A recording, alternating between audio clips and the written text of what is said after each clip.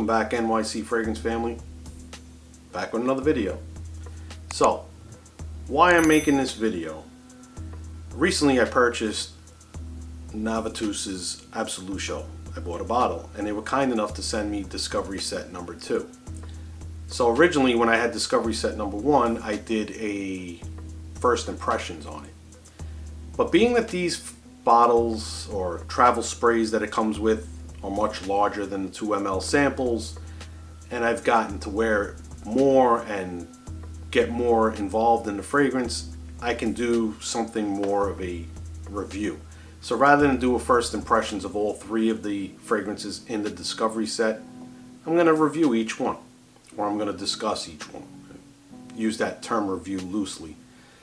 So actually I'm going to go in the order. As the videos come out, you'll see I'm going to go 3, 2, 1. Basically my least favorite to my favorite.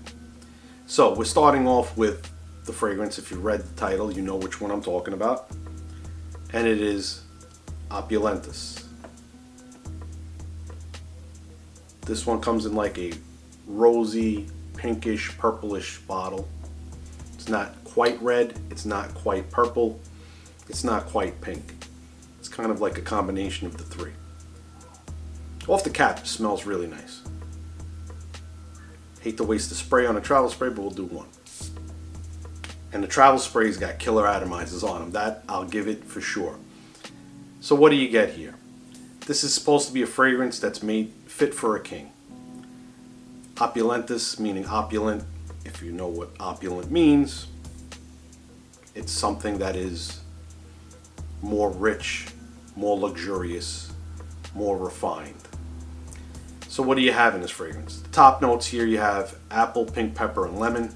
In the mid you have rose, cypriol, oil, natural oud, and patchouli. In the base you have amber, woods, and oak moss. So what do I get? After I'm telling you all these notes, how is my wearing of the fragrance? And why is it my least favorite of the 3? Now, it's no knock on the fragrance. It's a very good fragrance. I actually recommend everyone to go get a sample or at least get this Discovery Set, try it out. Get a decant if you can before you go out and buy. Why it's my least favorite out of these? It just didn't quite speak to me. Now, it's not something that I would see me wearing. It is a beautiful scent. I think somebody else would probably enjoy this a lot more. I also found that it was a very strange fragrance, and not in a bad way again. You know, usually when you have notes listed like top notes, heart notes, base notes, those top notes are the first thing you smell. When I wore the fragrance, I mostly got oud, rose, and patchouli up front, which was kind of strange. It wasn't until about 4 to 5 hours into the wearing, and this fragrance does last a long time, just so we get that out of the way. It definitely lasts you at least 10 hours on your skin. May not be projecting at the 10-hour mark, but it's definitely on your skin for that long. But at the 4 to 5 hour mark, when I smell my hand, that's when I started to smell the lemon and the apple. Very strange, because you would think lemon, being a citrus, would be something that's there initially and then disappears. But it was almost like reverse. Like I got the heart notes first, and then later on I was smelling the top notes, which was interesting. Then way in, about 8 hours in, that's where the mossy woodiness and the amber quality of the fragrance started to show its face. And still, that apple still stuck around, which was very strange. I have never come across a fragrance where a fruit or a fruit note stays that long in the fragrance, but it did with this one. So as far as being linear or non-linear, it's definitely a non-linear fragrance. As you can see from what I'm saying, I got all the mid notes up front, then I got the top notes later on, way, you know, a good 4 hours into the, halfway into the wearing, and then it was almost towards the end of the wearing where I finally started to get the base notes and still had some of the top notes.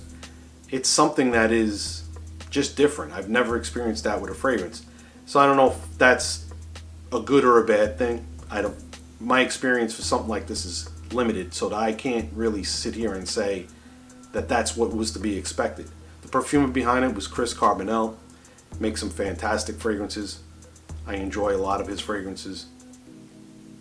This one is, like I said, a beautiful fragrance. I think more so for a woman. I don't, it's not something that I typically would wear. Did I wear it? Yes, I've worn it a couple of times just so that I can discuss it.